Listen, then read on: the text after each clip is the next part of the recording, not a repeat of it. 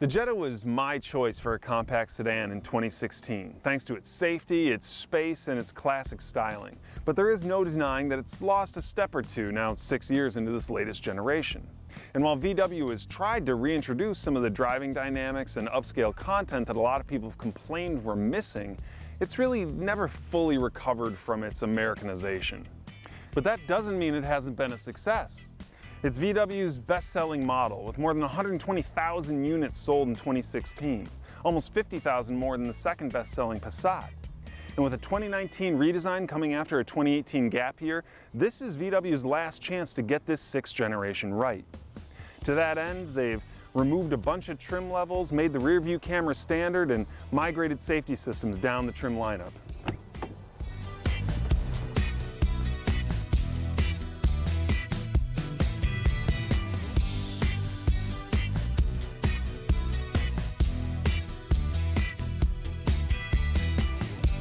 So now we have the S, the SE, the Sport, the SEL you see here, and the GLI. And that's 5 trims, down from 9 last year. And every single one of them gets a rear view camera. Here it's a 6.3-inch touchscreen, which is the same as in every trim of the Jetta except for the base S. That gets a 5.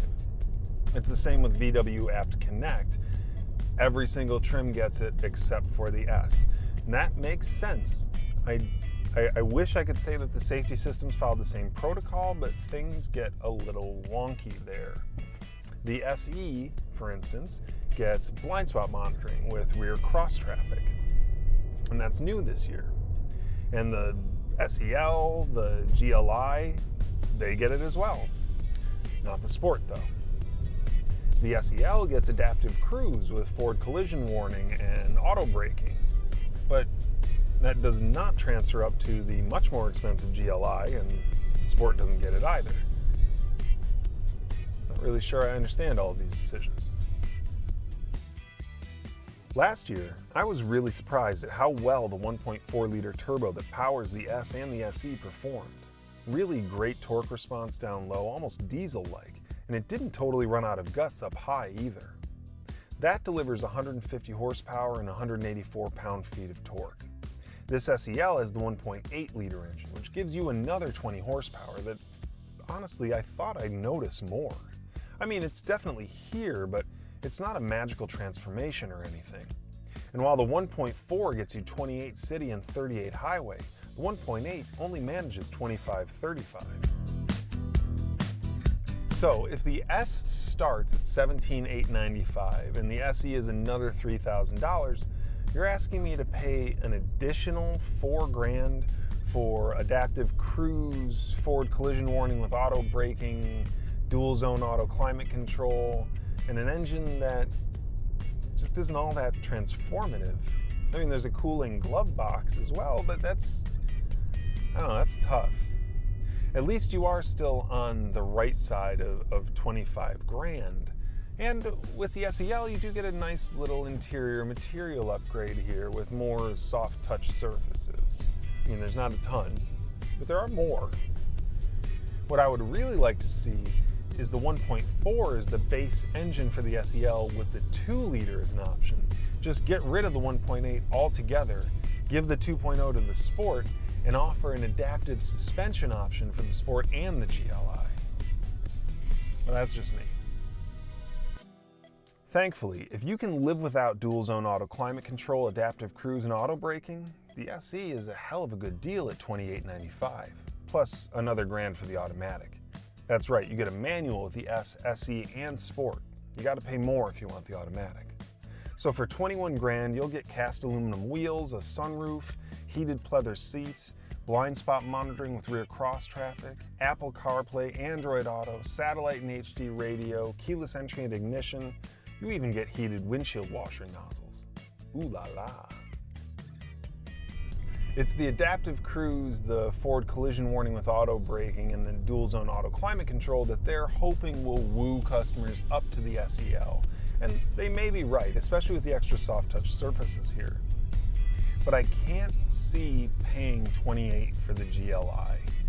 The engine, the improved braking, and the sport suspension, those are all nice, but they're not nice enough to match with competitors' equivalent offerings, especially when adaptive cruise and forward collision warning with auto braking are strangely absent. That said, I know people are going to be tempted by the GLI's 18-inch wheels, the fender stereo, and those parking sensors. Same with the Sport. It's not sporty enough that I'd be wanting a stripped-out version of the Jetta with none of the safety or convenience features. If it had the 2.0, sure, maybe. But as is, I see the SE and the SEL really doing the heavy lifting here. Regardless of trim, you're getting above-average braking, a 5-star safety rating, and space that puts the competition to shame. 15.5 cubic feet in the trunk, adult-sized room in the back, and plenty in the front, too. And remember, the Jetta suspension is fully independent now, front and rear. The complaints that were heard upon its debut, they're just not valid anymore. This is nimble and taut and balanced. Now, if I could single out one complaint, it's with the passing performance of both the 1.4 and the 1.8 liter engines. Now, 0 to 60, quarter mile times, those are both really competitive. But when you try to accelerate from 50 to 70 miles an hour, that is going to take a lot longer than almost all of the competition, and that can be dangerous and frustrating. Now, thankfully, it's not so bad that I think you would notice it unless you had also driven some of those competitors' offerings. But it's something that you should check out, and it's honestly the only thing in here that would make me consider the competition. Overall, this is still a hell of a good choice thanks to its safety ratings, its braking, its space, and its classy looks. But it does need to step it up a bit with regard to materials and driving dynamics, because at this point, nearly everyone in the class is caught up. It's time to inject some Deutschland back into the Jetta, and hopefully that's exactly what the MQB platform will bring in the 7th generation. Hey, thanks for watching. For full details on the 2017 Volkswagen Jetta, just click the link in the description to head over to CarGurus.com and read my full review. And for more videos, just subscribe to the channel.